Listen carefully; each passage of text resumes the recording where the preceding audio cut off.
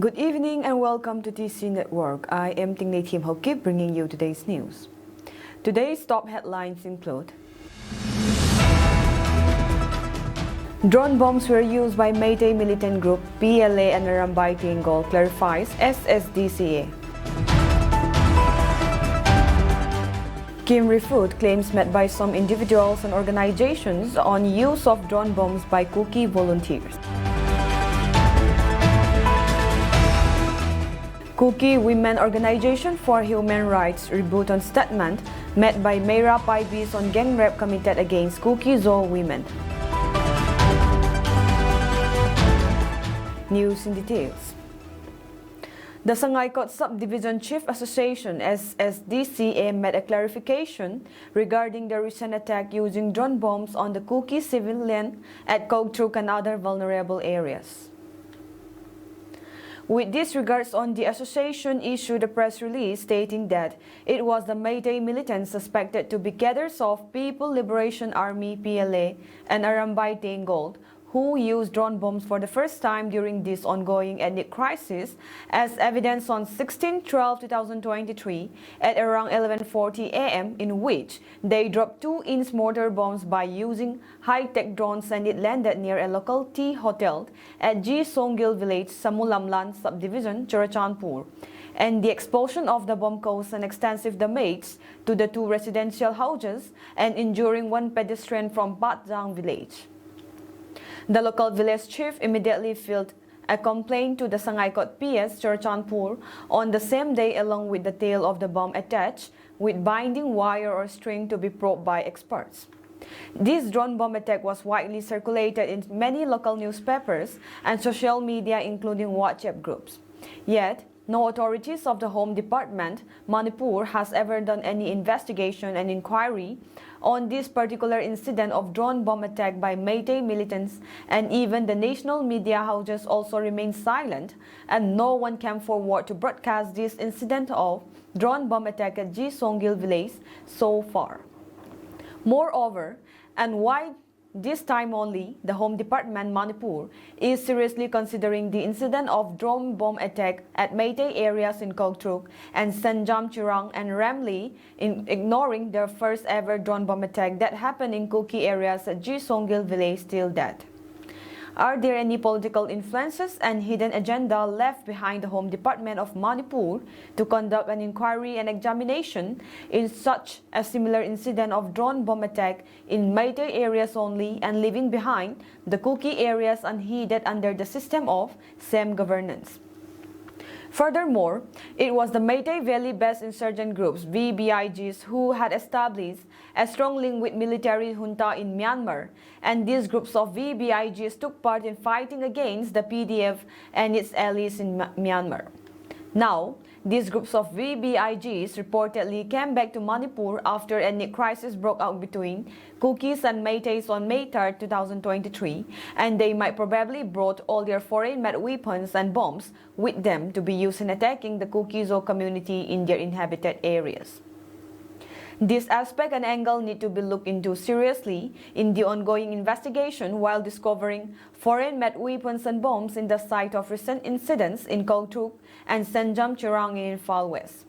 It was the perception of the general public and strong belief of the Kuki-Zo community to the effect that it might be another ploy of VBIGs and Arambay Tinggol in carrying out such drone bombs attack by themselves within their own territory in collusion with state forces in order to create a havoc for diversion of the mindset of the general public and government of India from paying their attention to probe the audio tape of N. Biren Singh, Chief Minister of Manipur, who was being accused of his direct involvement in the ethnic cleansing drive against Kuki-Zo community in Manipur.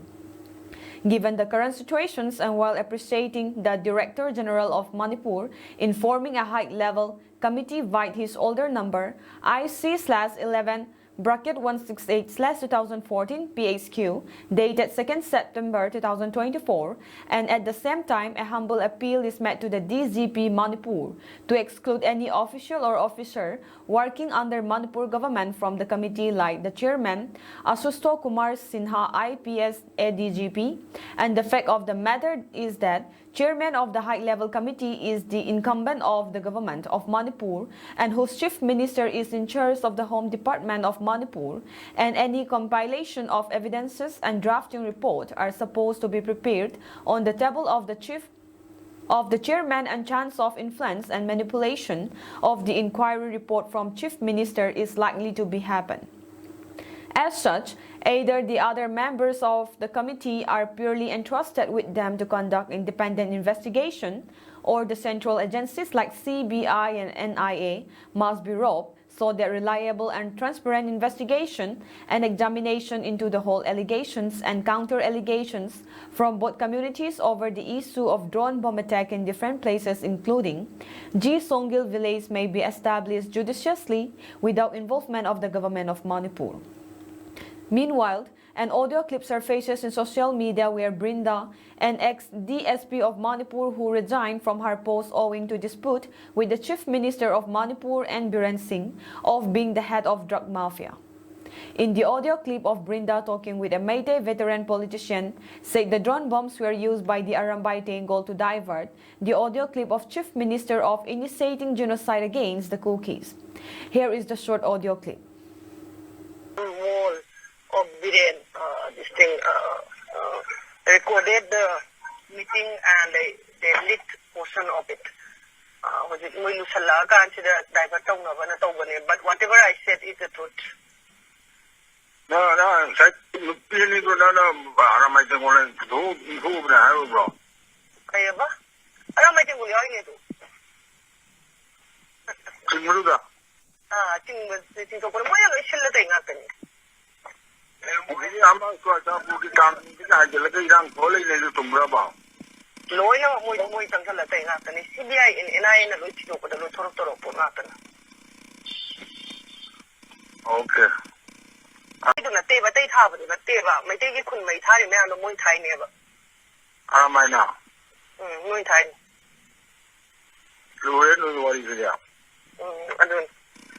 We know the reason why the violence still has not stopped. Okay. Nothing. That is the truth. Welcome. Now the canal the meeting closed on the you to the guy to Nova. Zoom meeting ne. Good meeting never.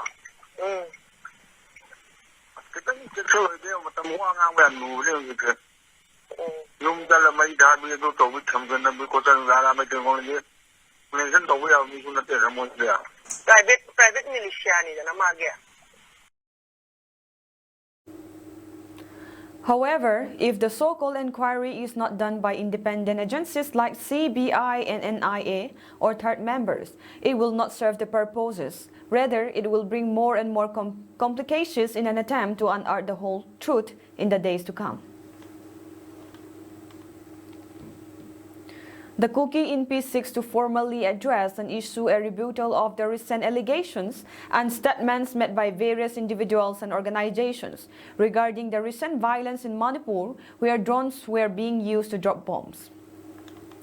It is essential that any accusations or insinuations are backed by evidence and thorough investigation before being disseminated to the public by the media. The allegation that the Kukis used drones to drop bombs is completely false and unfounded. It is important to clarity that utilizing drones to drop bombs is beyond the technological capabilities of the Kuki Zo village volunteers and goes against our values and principles. The Kuki village volunteers strictly use camera drones for surveillance purposes only to monitor and gather information. We adhere to international laws and regulations when it comes to the use of drones, and any claims suggesting otherwise are simply not true. It is crucial to verify information and refrain from spreading baseless accusations that can damage our reputation and cause unnecessary panic. Furthermore, Hong Thang News, a Valley-based media outlet, has reported that Minister Letpao Hokip is the alleged mastermind behind the drone bombing incident at Khao Truk. This accusation is too far-fetched. Such allegations can be part of a conspiracy to put the life of the minister in danger, as is evident in the reward of Rs 1 lakh announced by the Bharat Hindu Mahasena Delhi. This reward announced by the organization is highly irresponsible, as it has the potential to incite further violence and unrest. It is imperative that organizations retain strong actions that can destabilize the region and instead promote peace and constructive dialogue. It is important to note that it is the Meitei militants who possess the technological capabilities and proneness to weaponize drones, not the Cookies or village volunteers. With the whole state machinery behind their back, it is the VBIGs and the Arambay Tengos who have been showing off their weaponized drones and use them to target innocent Cookies or civilians of G. Songil village in December 2023, in which a house was severely damaged and one Mangboy Baite was seriously injured. The same weaponized drones by the VBIGs and Arambay Tengol were deployed to attack Cookies or civilians in the Laymakong area, resulting in unintended consequences in Kogtruk. This is evident from the statement of Arambay Tengol chief Karo Nganba, who categorically stated in his past that they have to blame the Cookies now as the bomb has exploded at Kogtruk. Military-grade drones have been in the possession of Arambay Tengol, as it has been brought to light through viral images depicting environmental activists, the Cypria presenting these high-tech military-grade drones to the leaders of Arambay Tengol. Therefore, the Kuki INPI unequivocally states that the Kukizo village volunteers use camera drones solely for surveillance purposes only and have no intention to weaponize them. Concerning the accusation leveled at Minister Let Pao Hokip, Kuki INPI would like to state that if any untoward incident happened to the life of the minister because of this concocted story, Hong Tang News and Bharat Hindu Mahasena Delhi will be solely responsible. Kohor, in its press communique dated the 5th of September 2024, addresses Imagi Meira's emotional distress by quoting a statement by a Meira Paibi leader who justified gang rape and atrocities against Kukizo women. The organization questions whether they have the moral authority to demand peace resolutions due to their elite role in the violence. Kohor reminds Meitei women of their involvement in ethnic cleansing and their indirect participation in war crimes. Arambay Tengol allegedly sought Meira Paibi's blessing before executing their pogrom against the Kuki people. The Meira Paibis are accused of shielding Meitei militant groups from arrest and government actions. The Meitei state government and central governments are accused of failing to resolve the conflict between the Kuki people and the Indian Armed Forces of SPA. The 60,000 paramilitary forces deployed in the state have been accused of obstructing security forces, encouraging mob violence and facilitating cruelty. The continued violence despite their presence suggests a failure of security forces to act effectively. The state and central governments share responsibility for failing to resolve the conflict, but holding accountable those involved in the ethnic cleansing, such as Meira Paibis, Arambay Tengol and Biren Singh, is crucial. Meitei women's organizations also oppose the surrender of Arambay Tengol and the looted weapons. Their terms of negotiation seem to prioritize majoritarianism over justice for the Kukizo victims, suggesting a separate administration might be necessary for achieving justice. Imagi Meira's stance on drone is valid as they pose a threat to civilian safety and security. He and other activists should be held accountable under UAPA for procuring dangerous weapons and supporting terrorist organizations. The evidence against them is substantial, unlike the dubious images and videos used to defame the Kukis. If justice for victims and restoring normalcy in Manipur is the goal, Meira Paibis and the Meitei CSOs should demand an explanation for the leaked audio tape involving Biren Singh, the statement retorted.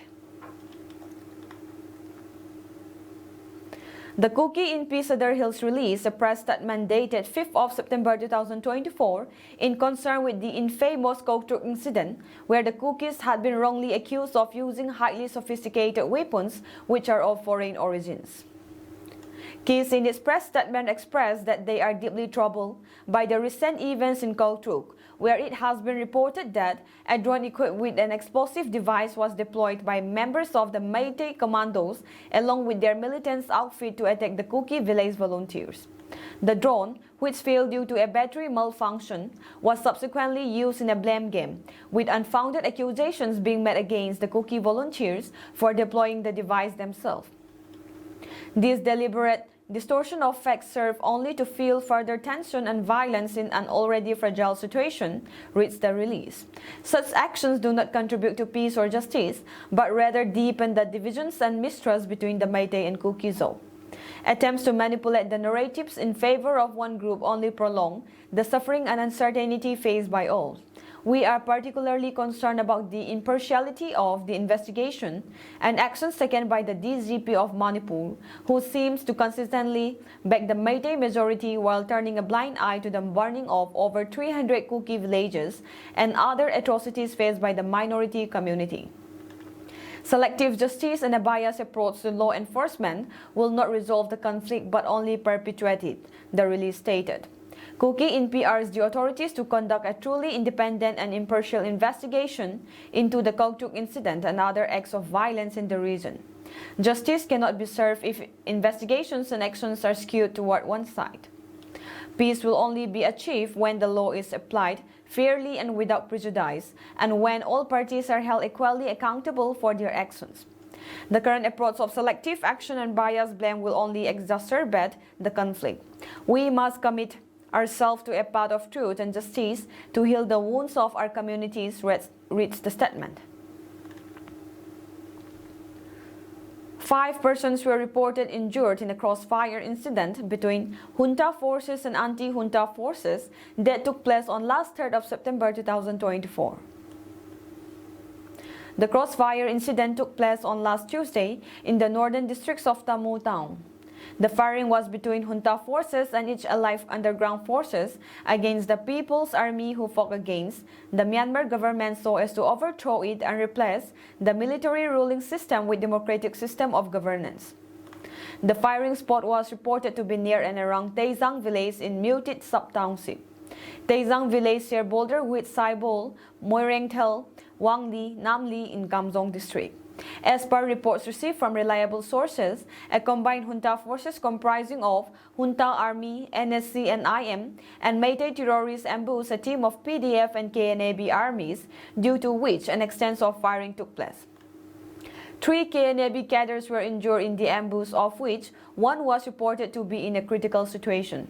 On the other hand, 2 NSC and IM and Meitei terrorists were also reported injured. In another report, many Meitei terrorists were reported injured in a landmine explosion. It may be recalled that in the month of May this year, the KNAB and PDF had jointly driven the junta forces and Meitei terrorists out of Mutit town and took over their bases. Taizang village had been deserted by its inhabitants due to the ongoing unrest, and it has been left lifeless till today. The villagers took shelter in other safer villages.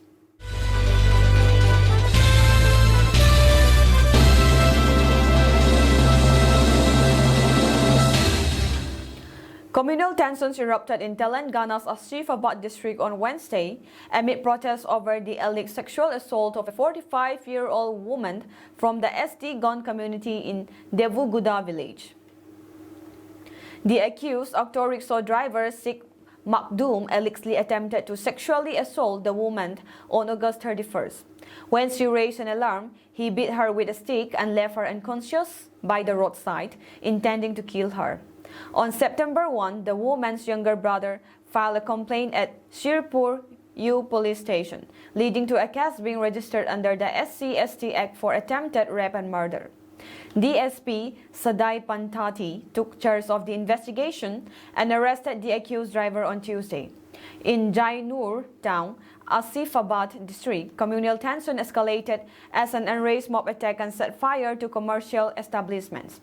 According to Telangana Today, around 5,000 people gathered in Jainur as part of ban and called by the various tribal organizations condemning the crime. The mob set commercial buildings ablaze and pelted stones at religious structures. Tribal rights organizations also staged a Rasta Roko in Jainur, demanding the death penalty for the accused.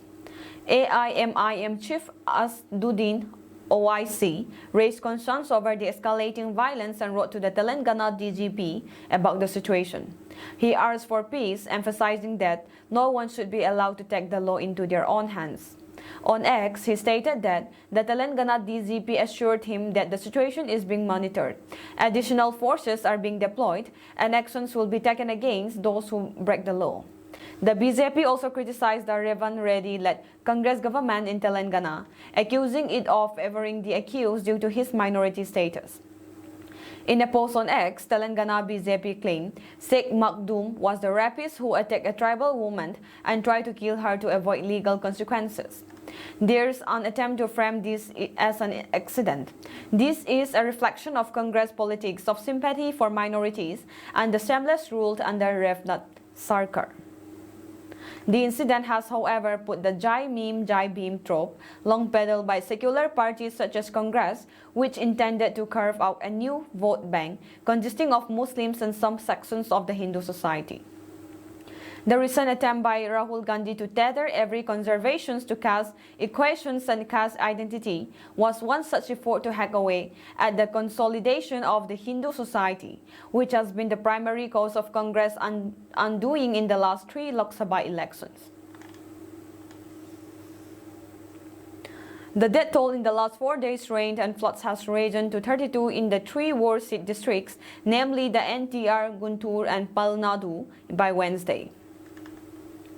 Officials say 24 of these, including 2 missing persons, were from NTR districts, 7 from Guntur and 1 from Palnadu district.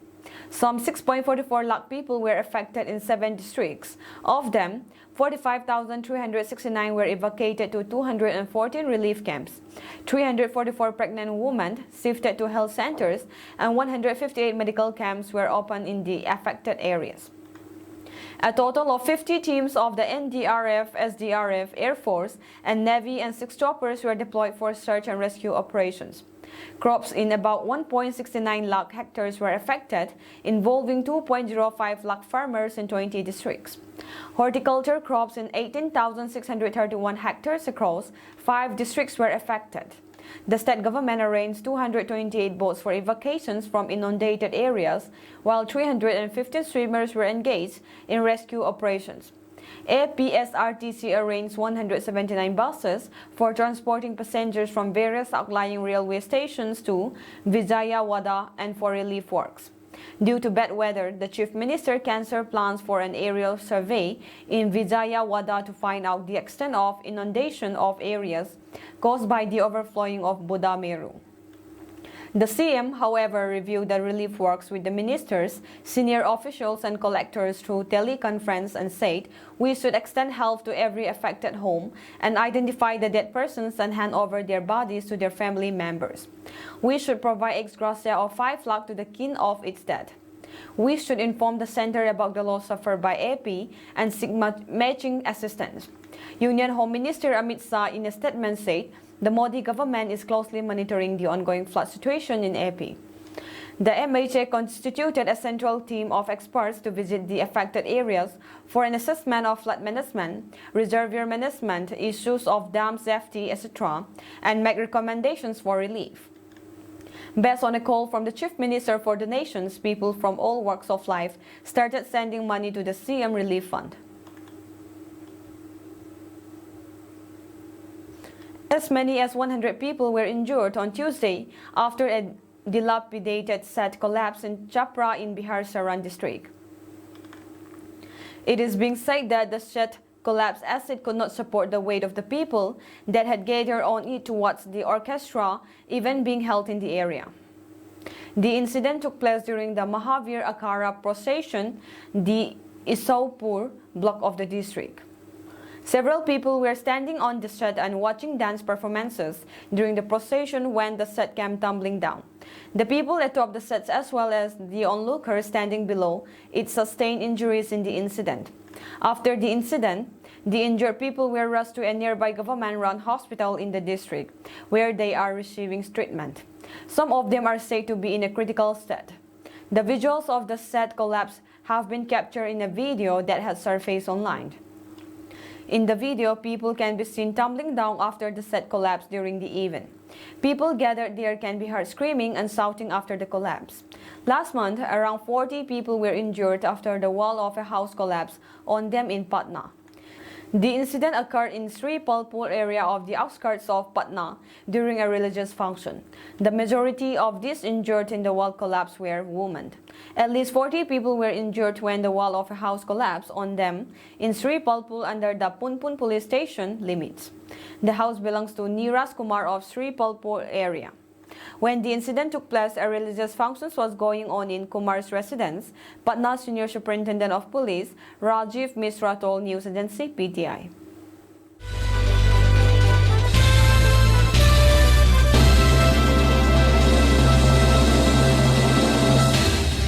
China met surveillance drone captured by local PDF in Ayado Township in Sagang region in northeast Myanmar.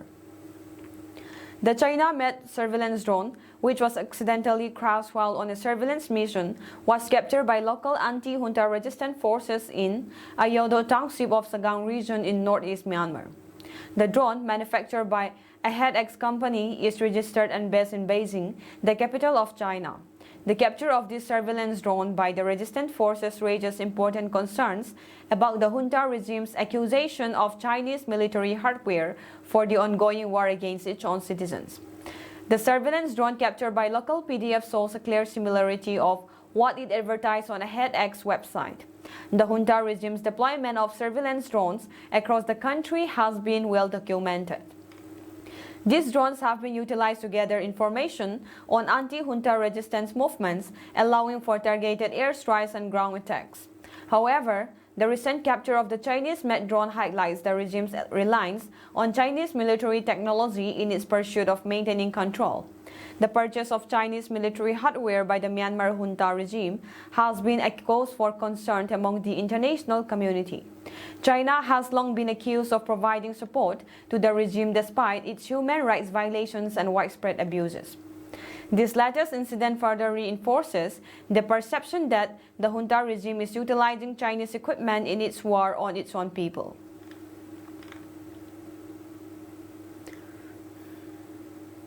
Russian President Vladimir Putin on Thursday said that China, India and Brazil could act as mediators in potential peace talks over its ongoing war with Ukraine. Putin said a preliminary agreement reached between Russia and Ukraine negotiators in the first weeks of the war at talks in Istanbul, which was never implemented, could serve as the basis for talks. Putin's remark comes days after his Ukraine counterpart, Volodymyr Zelensky, said that he was set to travel to the United States later this month to present a victory plan to President Joe Biden. Referring to his 3-week-old incursion into Russia's Kursk region, he said that the move is part of the larger plan, which is focused on forcing Russia to end the war. He said the war could eventually end in a dialogue, but for that, Kyiv must first secure a strong negotiation position. And I want that very much. Fear for Ukraine, Zelensky said on August 28. Currently, as Ukrainian troops are engaged in Russia's Kursk region, Moscow is making advances in the eastern part of Ukraine, which it has been occupying since February 2022. Both countries have been launching massive drone attacks on each other, targeting key infrastructures. Following Ukraine's Kursk move, Russian Foreign Minister Sergei Lavrov said on August 19 that talks were out of the question. Ukraine controls more than 1,200 square kilometers in the region now, it said. In the past, Putin himself has said that dialogues with Ukraine would need to start with Zelensky's acceptance of realities on the ground. This would mean Ukraine recognizing Russia's control over significant portions of 4 Ukrainian regions as well as Crimea. On August 23, Prime Minister Narendra Modi paid a 9-hour visit to Kyiv, where he urged Zelensky to hold talks with Russia and noted that India was ready to play an active role to restore peace in the region. Modi's key visit to Ukraine followed just 6 weeks after he met Putin in Moscow and conveyed to him that no solution was possible on the battlefield. Following his Kyiv trip, Modi had also held telephonic discussions with Biden and Putin. Joint statement declaration of 25 political parties in Myanmar. 25 political parties registered under Myanmar's junta regime and backed by the military issued a joint statement supporting the junta regime's declaration of designating the Arakan Army AA, Taang National Liberation Army TNLA, and Myanmar National Democratic Alliance Army MNDAA as terrorist organizations. The move comes amidst intensifying pressure and challenges for the junta regime across the country. The Northern Three Brotherhood Alliance, consisting of the AA, TNLA, and MNDAA, has been a relentless force, gaining significant momentum in their efforts to defeat the junta regime forces in the northern San state in the east and Rakhine state in the country's west. The joint statement released by the political parties served as a calculated attempt by the junta regime to gain support within their support network. By labeling the AA, TNLA, and MNDAA as terrorists, the junta regime aims to create a justification for its actions and delegitimize the anti-junta armed resistance movements. However, this claim lacks credibility and transparency. The AA, TNLA, and MNDAA has been engaged in legitimate armed resistance against the junta regime, seeking to protect the rights and autonomy of the ethnic communities they represent. Their actions have been response to the military's brutal crackdown on dissent and atrocities committed against civilian populations. By labeling them as terrorist organizations, the junta regime seeks to deflect attention from its own human rights violations and perpetuate a culture of fear and intimidation.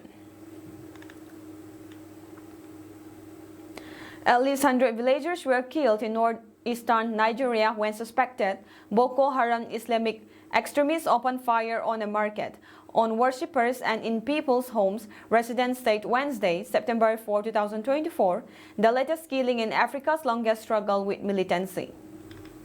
More than 50 extremists on motorcycles rode into the Tarmuwa Council area of Yobe State on Sunday evening and began firing before setting buildings ablaze, according to Yobe police spokespersons Dungus Abdul Karim.